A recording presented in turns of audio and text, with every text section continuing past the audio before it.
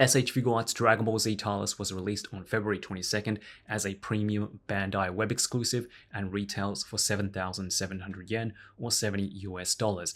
As always, I picked up my copies straight from Premium Bandai Japan, but Premium Bandai US will start shipping out TULECE late next month.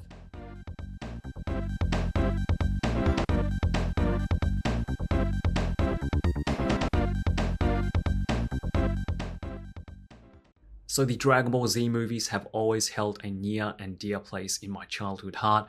I was introduced to Dragon Ball through Cooler's Revenge, and I still have all of my old VHS tapes, all of those movies, including one of my favorites, The Tree of Might. I have to admit that I appreciate the old movies a lot more than I used to, even though they're not technically canon. These were simpler times, no transformations, straight up martial arts, Kaioken was their shit, and we got introduced to the original Goku Black TULECE. I mean, it's not a groundbreaking concept, but I've always loved the whole evil doppelganger thing, and TULECE was amongst one of my favorite villains still to this day. So when Tamashii announced that we would actually be getting this as a figure, it was like a nostalgia overdose. I've said this a million times now, but TULECE and the new Future Trunks are the figures I'm looking forward to the most this year, and boy did Tamashii deliver on those expectations. There are a couple of qualms I have about the figure, and I want to address those a little bit more in detail further in the video. So yes, I won't be letting my bias over the character detract from the overall review,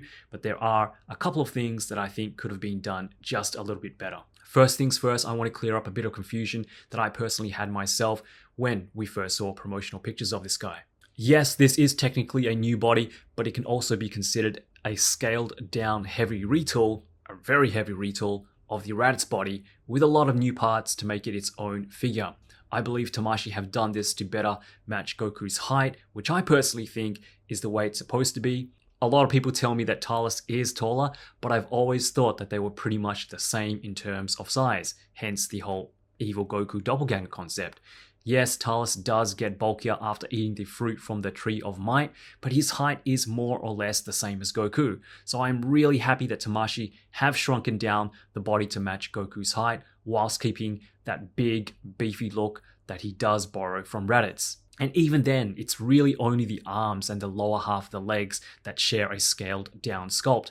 Everything else is brand new, from the torso and all of the armor pieces, the upper half of the legs, the forearms, even the tail. The body setup is the same, but the parts that they've used on both figures are almost completely different, which they should be. And when you have both figures side by side, it's evident that Raditz has a wider, bulkier frame, whereas TULECE is still beefy, but the smaller, more tapered waist, the sharper lines on his musculature definitely gives him a more leaner cut look. Still, TULECE makes Goku look scrawny in comparison, but this is exactly how I picture TULECE after consuming the fruit. A powerful, agile looking frame, but still on par with Goku in terms of height.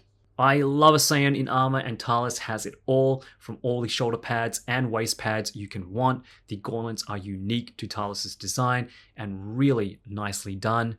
Sculpt-wise, this is a beautiful looking figure. Unfortunately, the coloring of the figure can be a little all over the place, and whilst most of the paint apps on my copy are clean, the skin tones don't exactly match up. The arms and the legs are molded colored plastic, but the knees and elbow joints are just a shade lighter and can seem a little bit out of place. The exposed area just above the chest armor is painted, and while it's pretty darn close, there is just a bit of variation in color. Not the end of the world, and nothing I'm too concerned about myself.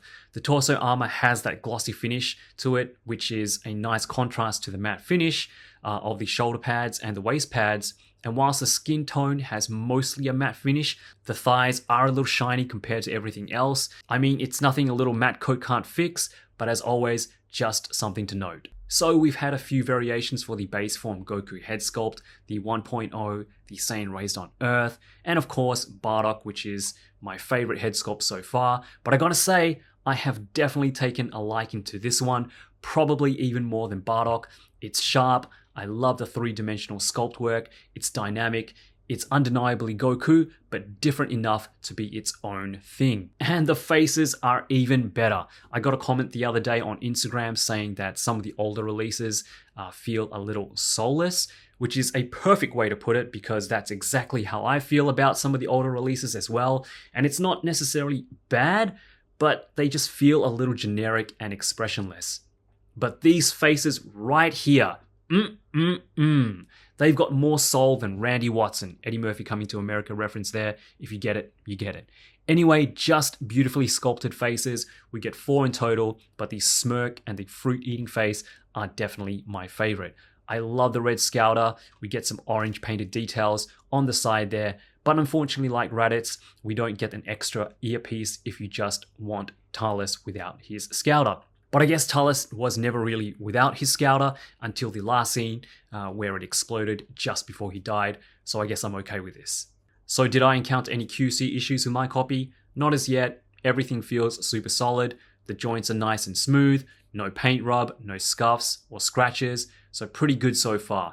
I will say this though, you want to take care when removing his cloak. It's a rubbery piece that's molded to the shape of his shoulder pads, so you don't want to be taking it out too hard or too fast. I did it the first time and it popped out the shoulder pad. Nothing broke, but it was a bit of a pain to put the tiny ball hinge joint back into the socket, so just be a little bit careful when taking off his cloak.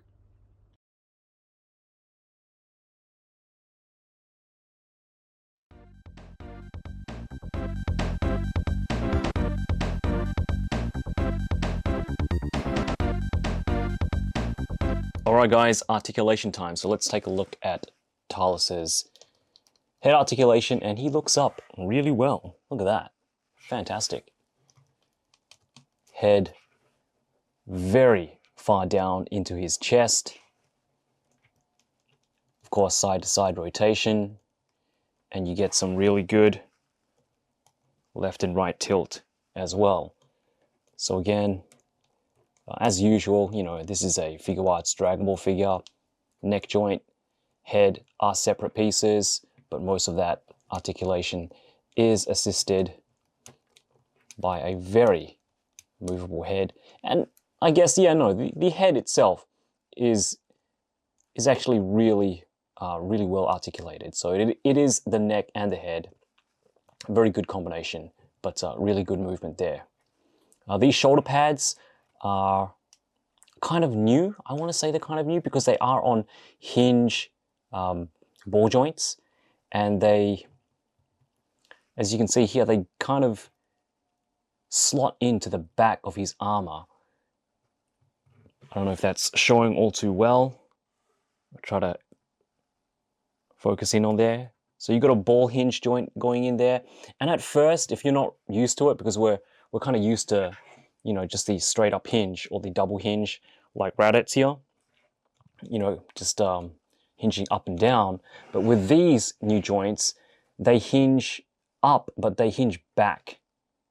So it can feel a little weird at first, but I guess they do serve a purpose, because you can place the shoulder pads back onto the arms and kind of make it look like it's one singular piece. You know, you do have that kind of gap there in between his shoulders and I guess his breastplate there. It doesn't look terrible. And you know, after having this figure for the time I've had it, after, you know, posing and playing around with it, it's not too bad. You just have to be careful because those ball hinge joints that are attached to the back of the armor here, they're pretty small. So if you do pull on it, they can pop off. I haven't broken any of those joints yet, but putting it back together can be a bit of a pain, especially if you have big hands.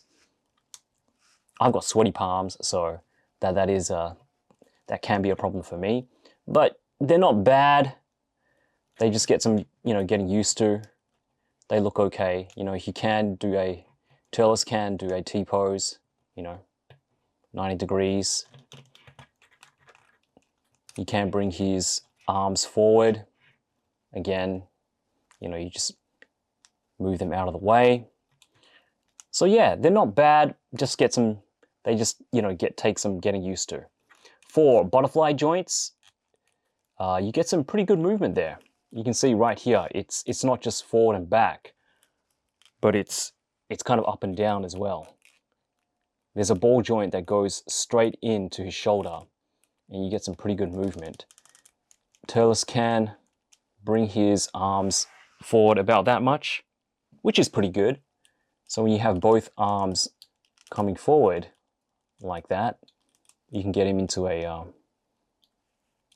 pretty good blast pose.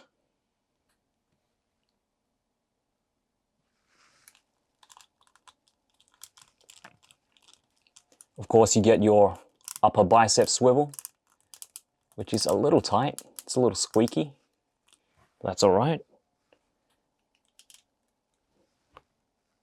Double jointed elbows. The gauntlets there don't get in the way, which is good. There is no swivel there at the gauntlet, but we do have your standard swivel at the wrist, and of course hinges as well. So for the torso, we get a decent ab crunch. It's pretty good. Crunch back. You do get a bit of tilt. The upper and lower torso are connected via a ball joint, so you get swivels there as well. But you know, the main swivel is at the waist. The tail here is connected to his butt via a ball joint, and it just wraps around. There is no other tail piece. It's just this one floating tail piece, which I'm fine with. I don't think TULECE unwrapped his tail in the movie, so. The waist pads here are on hinges, you know, your standard, we've seen this before. So, you know, when you have TULECE doing the splits, they get out of the way. We have TULECE kicking back and forward. Actually, he can only kick forward because he does have that, the butt sculpted in there. And he does have the upper thigh swivel, upper thigh cut.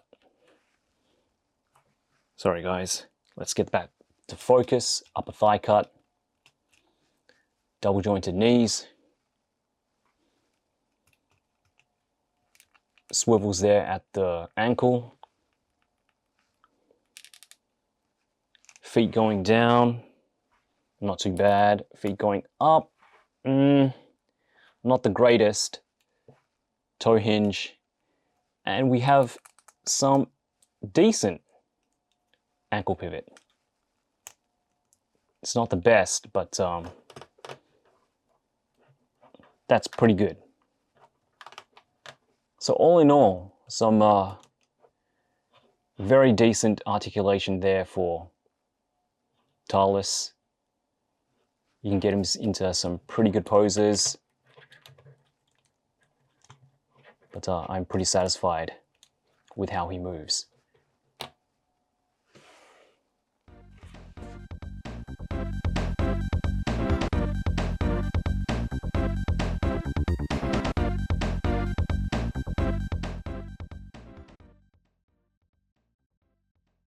Accessories are aplenty for TULECE, as we get a good assortment of hands, including 2 fists, a pair of, I guess, grabbing hands, a set of open palm blast hands without peg holes, and a set of open palm blast hands with peg holes that you can attach his killer driver effect piece via these 2 little attachments. You get a standard straight peg and an L-shaped peg for a bit of variation. The killer driver effect is a beautiful little piece. The ring is a translucent orange with some gold painted on the surface, with the electric parts made of a softer, translucent clear plastic, highlighted with a bit of silver on the tips. I think it's been a while since Tamashii gave us an effect piece, so this inclusion is definitely a nice addition to the set. We also get a Tree of Might fruit holding hand with the fruit already attached to the hand itself. It's not removable, but it is a nicely detailed piece of fruit. and goes perfectly with the fruit eating face. Hats off to you, Tamashii, for including these accessories. We also get a set of crossed arms, very similar to Raditz, and again, just more display options, which is always a good thing. And last, but definitely not least, we have TULECE's cloak, which, like I mentioned, is a softer rubbery plastic that doesn't move, but it is malleable, and he can move his head around the collar area. It is a little bit restrictive, but you do get some articulation. It wraps pretty snugly around his left shoulder pad and over his head. There's nothing really to it, but it looks great when you have it on. It just adds another unique element to TULECE's look, and even though it's just a rubbery shell, I really like the look of this. For faces, we get 4 expressions in total: a devilishly good smirk, a shouting expression, a teeth gritting face, and the all-important fruit eating face. Just some really damn good faces.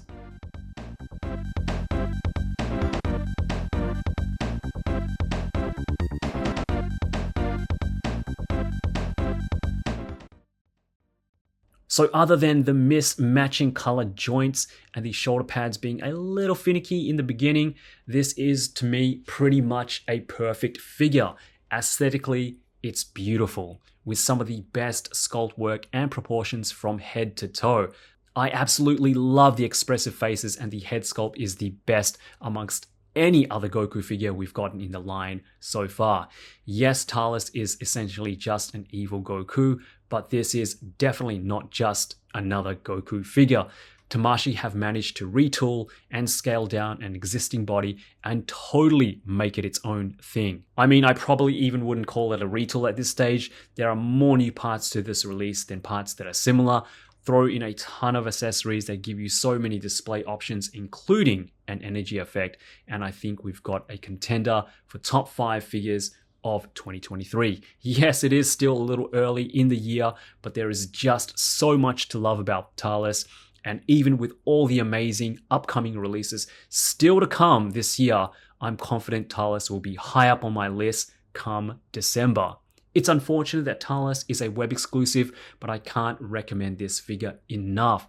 Even if you have no attachment to the character itself, just as a figure. If you love Dragon Ball, if you love Saiyans in armor, it's just too good to pass up.